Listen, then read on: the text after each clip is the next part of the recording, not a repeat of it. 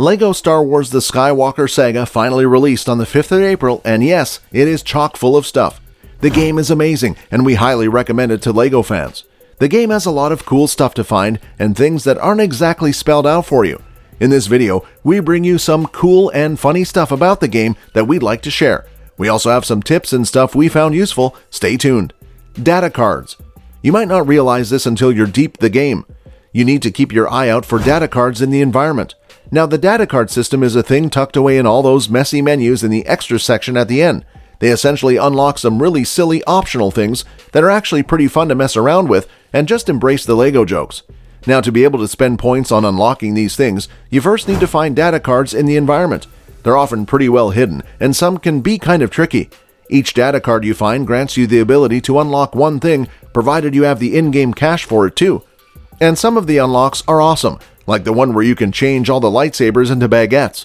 There's also a big head mode, a pew-pew gun sound effect mode, there's a bunch of visual filter effect ones, and even genuinely useful stuff like the Universal Translator, which allows every character to understand every language so you don't have to swap to a protocol droid.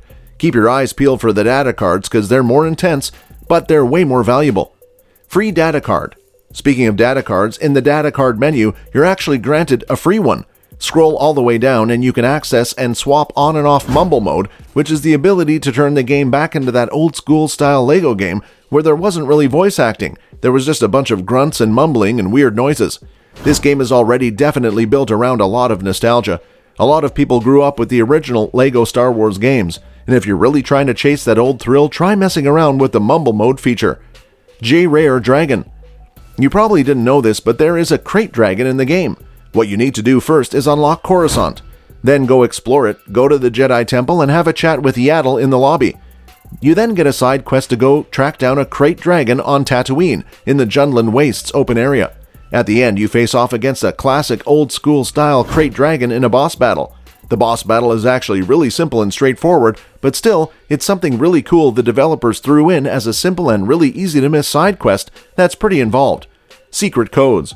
Besides the in-game data cards you can find, there are also some secret things you can unlock using codes. There are a couple of places you can input these. There's an option on the main menu and on the extra screen where you bring up the holo projector. Now at the moment, all we know you can unlock are some characters and 2 ships. Some you can find just by playing the game, but some of these characters can only be found using a code. Now the code-exclusive characters are the many holiday special-themed ones, and Snap Wexley, a character whose code you get from filling out a survey put out by the developers. The game actually prompts you for it. Level X challenges. Up next, one of the more difficult things to do in this game are these level challenges. Every level has 3 of these things to do, and what they want you to do can vary pretty wildly. Sometimes it's something basic, like defeating an enemy with an explosive canister. Sometimes it's something more specific. Either way, trying to find these naturally can be pretty time-consuming. So save yourself the trouble and just buy the answers in the game. It works just like buying rumors for everything else. Just go to the Missions tab, then scroll down to Level Challenges, and select the level you want to find the answers to. Now, what makes this particularly helpful is that you don't have to finish a level to unlock the objective. You can do it whenever you want. You can even unlock them for levels you haven't even done yet. So if you're serious about finding these things, then just unlocking them before you start a level will make it a lot easier to get all these done in just one playthrough of that stage, rather than in 2 or 3. Falling down. LEGO Star Wars is a pretty forgiving game, but for whatever reason, falling in this game is the worst. When you get killed normally, a chunk of your studs falls out of your character, and you can pretty easily just pick them right back up. But if you fall off one of the many bottomless pits in this game and die, then it seems like a lot of those studs are just long gone. Now, the Skywalker Saga is supposed to be a pretty easygoing experience, so if that kind of thing really bothers you and you're afraid of losing too many studs because of a missed jump, then just go into the options, then gameplay options, and right at the top is fall recovery. If you turn that on, that means you'll never lose studs or falling off of a cliff or, jumping into a hazardous area. Unlocking red bricks.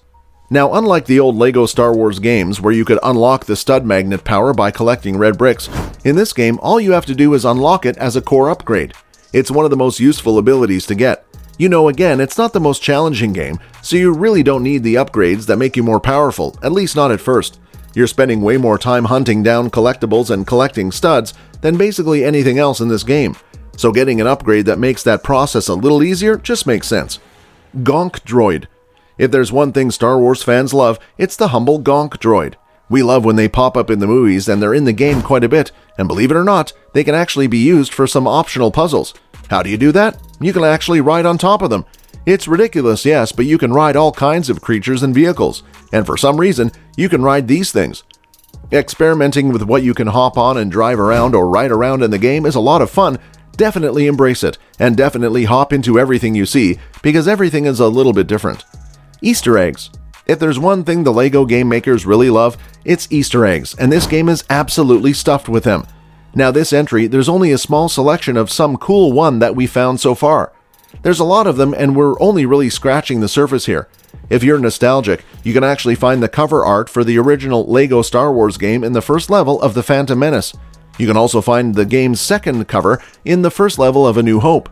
The way the original games worked out and the way they covered the different trilogies, this totally makes sense as a little Easter egg. Then there's a LEGO Indiana Jones hat that flies by during the original trilogy mission as well.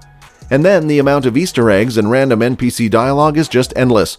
But one of the most hilarious ones that we found is the guy who references the infamous "I killed them" line from Anakin in the prequels. The Mandalorian. If you're sick of that 2-character on-screen limit that you're stuck with in free roam, there's actually a pretty easy way around it, and all you need is one character, the Mandalorian. Getting him is easy, but he is technically a DLC character, and that's going to vary depending on what edition you have of the game. That's really the downside, but the upside is pretty great. When you select Mando from the menu, he always spawns with Grogu, Baby Yoda. Now just select Grogu and then swap him out with another Mando, and suddenly you've got another character swap, because a second Grogu spawned to go with the new Mando. So now you can swap them out with the other characters, or just keep doing this trick until you've got an entire army of Mandalorians to follow you around. That's all for this one. Thanks for watching.